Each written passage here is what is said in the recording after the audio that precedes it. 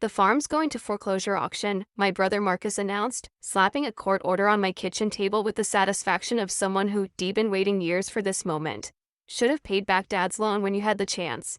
My mother stood behind him, arms crossed, whispering to my aunt, she'll finally learn some responsibility, maybe losing everything will teach her what we couldn't. They'd driven 3 hours from the city to deliver this news in person, to watch me crumble, to finally prove that the daughter who'd rejected their corporate plans was destined to fail. What none of them knew, what no one outside my carefully cultivated network understood, was that the struggling farm they'd come to seize was actually the exclusive supplier to every Michelin-starred restaurant in the tri-state area with contracts worth more than my brother's law practice would earn in a decade. The loan they were claiming I owed was $35,000. My farm's annual revenue was $2.3 million. But my family didn't know that. They'd never asked. You have 30 days to vacate, Marcus continued, his lawyer voice dripping with condescension. The county assessor will be here Friday to value the property for auction. Whatever's left after settling the debt goes into an escrow account, which, given the state of this place, I'm guessing won't be much. He gestured dismissively at the view through my kitchen window, rows of carefully tended greenhouses, fields of heritage vegetables, the climate-controlled facilities where I grew ingredients that chefs paid premium prices to access. To Marcus, it just looked like dirt and plastic.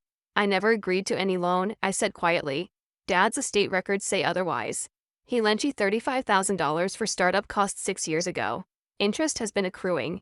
You owe the estate $47,000 now, and since Mom is the executor, she's authorized me to collect. I looked at my mother. Mom, Dad gave me that money as a gift. He said he wanted to invest in my dream. There was no loan agreement. Your father was too soft on you, Mom replied without meeting my eyes. He enabled your foolishness. I'm correcting that mistake. By stealing my farm? By teaching you consequences. She finally looked at me, her expression a mixture of contempt and disappointment I'd known my entire life. You chose to play in the dirt instead of building a real career. You rejected every opportunity Marcus and I offered. Now you'll see what happens when fantasy meets reality.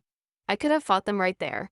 I could have pulled out contracts, financial statements, client testimonials. I could have shown them exactly how wrong they were. But I didn't. Because I'd learned long ago that my family didn't respond to words. They only understood proof. Undeniable, public, impossible to dismiss proof. The assessor comes Friday? I asked. Friday morning, 9 a.m. Marcus looked smug. I'll be here to ensure the process goes smoothly. Fine. I'll see you Friday. They left, convinced they'd won. They had no idea what was coming. My farm, Green Valley Organic, had been built from nothing over 6 years of relentless work. When I'd left my corporate marketing job to pursue farming, my family had reacted with horror. Marcus had called it a quarter-life crisis. My mother had suggested therapy.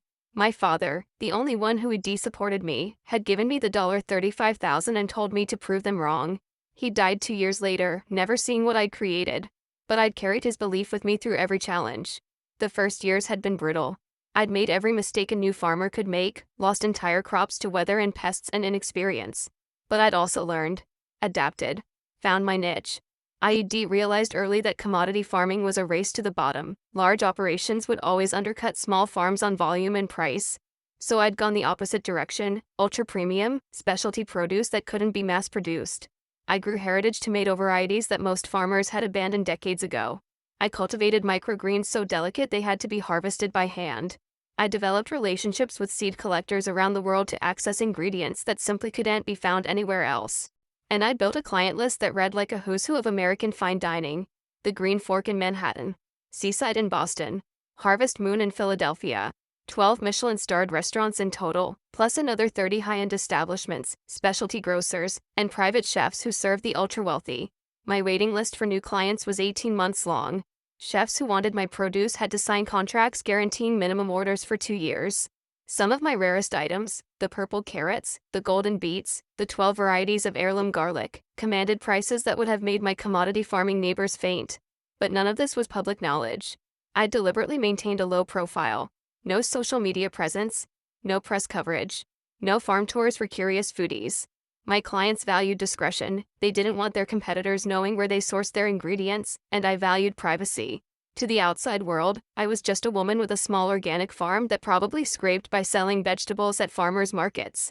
To the restaurant industry, I was the most sought-after produce supplier on the East Coast. My family had never asked which version was true. They'd assumed the former because it confirmed their belief that I was a failure. They were about to discover their mistake. Friday morning arrived crisp and clear, perfect weather for the destruction of my family's delusions. Marcus arrived at 8:30, overdressed in a suit that looked absurd on a working farm. My mother came with him, wearing an expression of anticipatory satisfaction. They'd brought my Aunt Patricia too, probably as a witness to my humiliation. At 9 a.m. sharp, a county vehicle pulled up the driveway. The assessor was a middle-aged man named Thomas Brennan. He emerged from his car with a clipboard, a camera, and the methodical demeanor of someone who'd valued thousands of properties in his career. "Ms. Delacroix, I'm here for the court-ordered assessment." "Of course. Please, look at anything you need." Marcus inserted himself immediately. "The property is approximately 40 acres. Original farmhouse, some outbuildings, basic irrigation infrastructure. I've done preliminary research. Comparable agricultural land in this county is selling for about $8,000 per acre.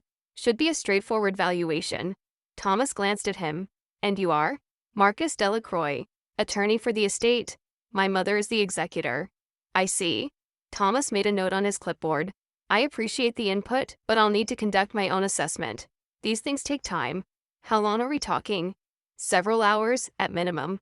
Agricultural properties require comprehensive evaluation, soil quality, water rights, infrastructure condition, any specialized equipment or facilities." He looked around, his eyes landing on the greenhouse complex. "Those structures, for instance, they'll need individual inspection." "They're just greenhouses," Marcus said dismissively. "Plastic and pipes." Thomas didn't respond. He was already walking toward the fields. The assessment took 4 hours. Thomas walked every acre. He photographed the greenhouses, the climate-controlled storage facilities, the specialized irrigation systems I'd installed. He examined my processing areas, my seed storage, my propagation labs. Somewhere around the second hour, his demeanor started to shift. He made phone calls. Multiple phone calls. His voice was too low for me to hear the details, but his body language spoke volumes. The way he straightened up, the way he started taking more photos, the way he kept returning to examine things he'd already seen. Marcus grew increasingly impatient. "This is taking forever. It's just a farm." "It's a complex agricultural operation," Thomas corrected. "I'm seeing infrastructure investments I need to verify. Specialized equipment. Controlled environment agriculture that requires expert valuation." "Expert valuation? For vegetables?" Thomas looked at Marcus for a long moment.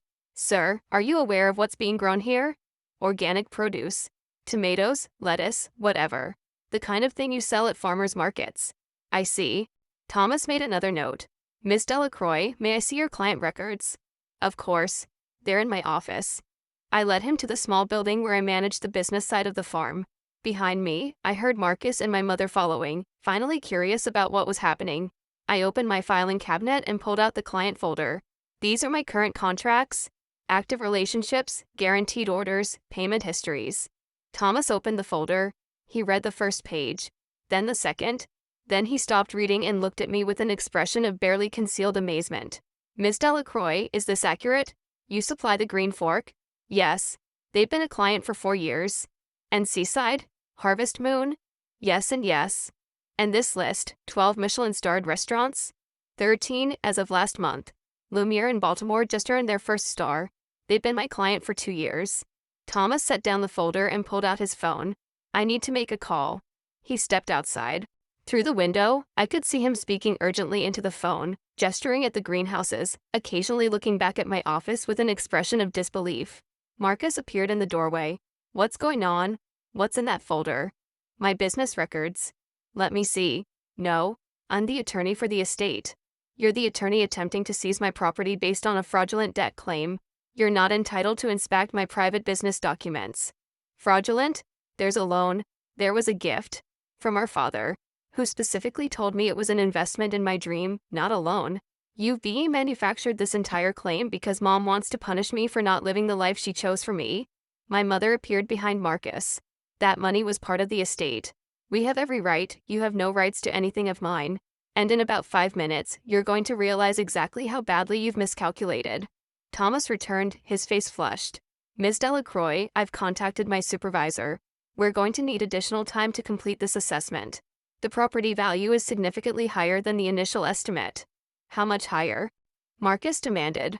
Thomas looked at him, then at my mother, then at me. "Sir, this isn't a struggling farm. Ms. Delacroix is supplying premium organic produce to every Michelin-starred restaurant in the tri-state area.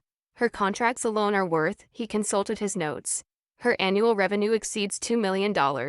Her client relationships, proprietary seed stocks, and specialized infrastructure add substantial value beyond the land itself. The room went silent. I've been doing this job for 23 years, Thomas continued. I've never seen a specialty agricultural operation like this. The greenhouses are commercial-grade controlled environment systems. The seed library contains varieties that would be considered priceless to collectors. The client list reads like a guide to fine dining in America. He turned to Marcus. Who told you this was a failing farm? Because whoever provided that information was either lying or profoundly ignorant. Marcus looked at my mother. My mother looked at the floor. Based on my preliminary assessment, Thomas concluded, this property is worth between $4 and $6 million. The exact figure will require additional expert consultation, but the range is not in question. He gathered his materials. I'll submit my report to the court. The foreclosure action will likely be dismissed. The claimed debt is a fraction of the property value, and frankly, the legitimacy of the claim itself is now in question. He walked out without another word. The silence stretched for nearly a minute. Then Marcus started scrambling. This doesn't change anything. The loan is still valid. We can negotiate a payment plan. There is no loan, Marcus. There was never a loan. I pulled out a file I'd prepared years ago, waiting for this exact moment. This is Dad's journal from 6 years ago. The entry from March 15th specifically says, gave Sophie $35,000 today. Told her it was an investment in her dream, not a loan. Linda will be furious, but I believe in this girl. She's going to prove them all wrong. I handed the journal to Marcus. He read the entry, his face draining of color. Dad kept journals for 30 years. They're part of his estate records. You would have found this if you'd actually done due diligence instead of just trying to hurt me. I took the journal back. This will be submitted to the court. Your fraudulent debt claim will be thrown out. And depending on how the judge feels, you might be looking at sanctions for filing a frivolous action. Now wait a minute. No, you wait. I stepped closer to my brother, all the anger of 6 years finally finding its voice. You came here to take my farm. You came here to humiliate me. You came here to prove that your path was the only valid path and mine was a failure's delusion. I gestured out the window at the greenhouses, the fields, the operation I'd built with my own hands. I supply 13 Michelin-starred restaurants. I have an 18-month waiting list for new clients. Chefs fly in from other states just to see what I'm growing. My farm generates more annual revenue than your law practice. Marcus said nothing. I turned to my mother. You've never believed in me.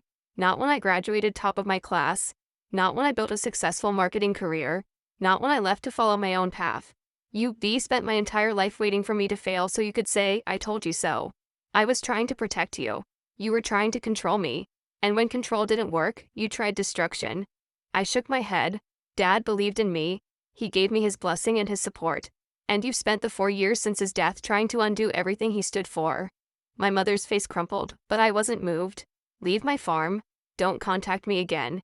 If you try anything else, any more legal actions, any more schemes, I will respond with every resource at my disposal. And as you've just learned, those resources are considerable. Marcus gathered his papers and walked out without speaking. My Aunt Patricia followed, looking shell-shocked. My mother lingered.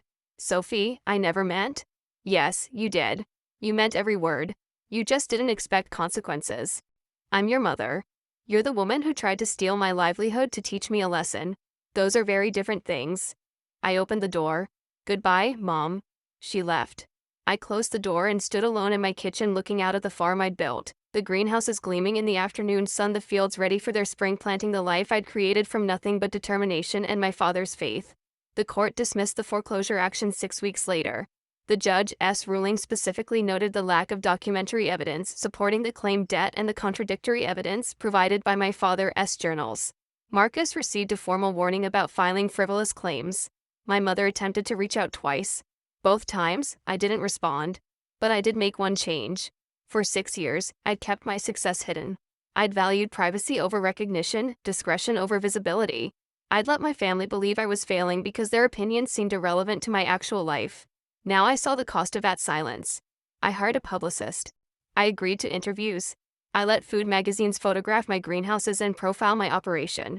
When the New York Times food section called about a feature on farm-to-table sourcing, I said yes. The article ran 3 months later.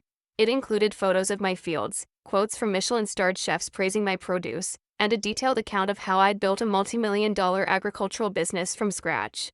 The headline read, "The Hidden Queen of High-End Produce." I sent a copy to my mother, not to gloat, not for revenge, but so that the next time she told someone her daughter was a failure, they could Google me and discover the truth for themselves. Last week, I received a letter from Marcus. "Sophie, I owe you an apology. Not a legal apology, my attorney has advised against that, but a personal one. I believed what Mom told me. I never questioned it.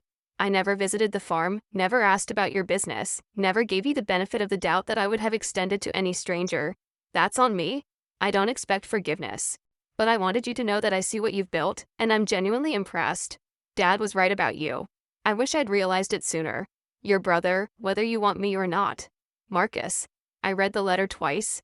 Then I wrote back. "Marcus, you tried to take my farm. You sided with Mom without question. You came to my property to watch me fail. But you also just admitted you were wrong, something Mom still hasn't done. I'm not ready to forgive you, but I'm open to watching you earn it. If you want to rebuild a relationship, you're going to have to put in the work. No shortcuts. No assumptions.